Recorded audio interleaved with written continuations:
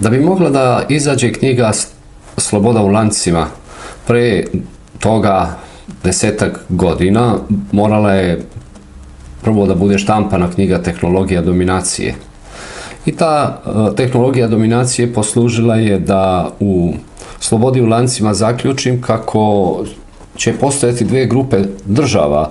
Jedno će biti zemlje razvijenog svijeta i one će projektovati čoveka, homo kreatora, koji će sa druge strane tu zajednicu napraviti održivom.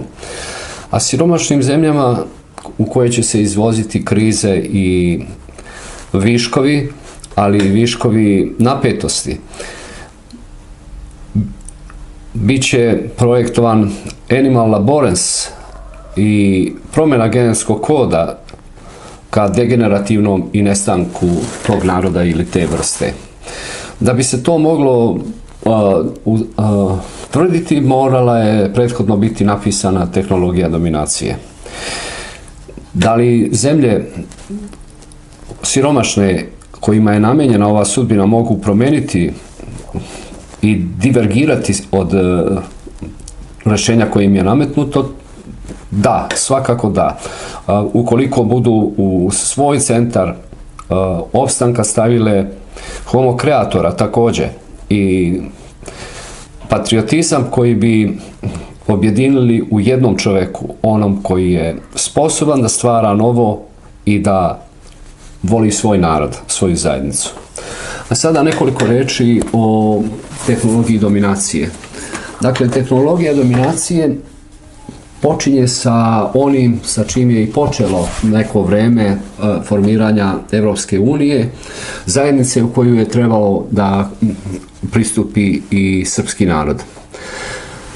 Normalno da je ta zajednica imala doba progresa ili ekonomskog buma ili blagostanja, gdje su ljudska prava, ideologija demokratije, slobodno tržište, samo potvrđivanje i nadnacionalni sistem vlasti projektovan kroz Ujedinjene nacije, Svjetski monetarni fond, Svjetsku banku, Svjetsku trgovinsku organizaciju, bio put za sve druge da tome rješenju teže i da konvergiraju. Nažalost, svjedoci smo onoga što više ne teži tome, nego ima sasvim drugu ciklusnu pojavu, a to je slobodno tržište u kome se sve raspalo i gdje besne ratovi, a ekonomska kriza dovodi u pitanje sve postulate. Dakle, to je period u kome dominacija koju nismo u početku vidjeli, a ona je koren svega, ovladava svim drugim procesima i projavljuje se kroz ratove ili kroz isključivanja u pristupu raznim tehnologijama, resursima ili jednostavno prostorima.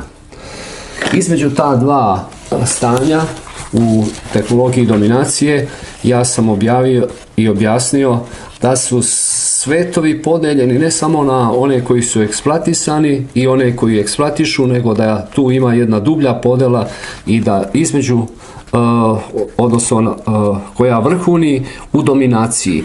A dominacija je nešto unutar čega mi nemamo samo da su niske nadnice ili najniže nadnice, već i maksimalna nezaposlenost i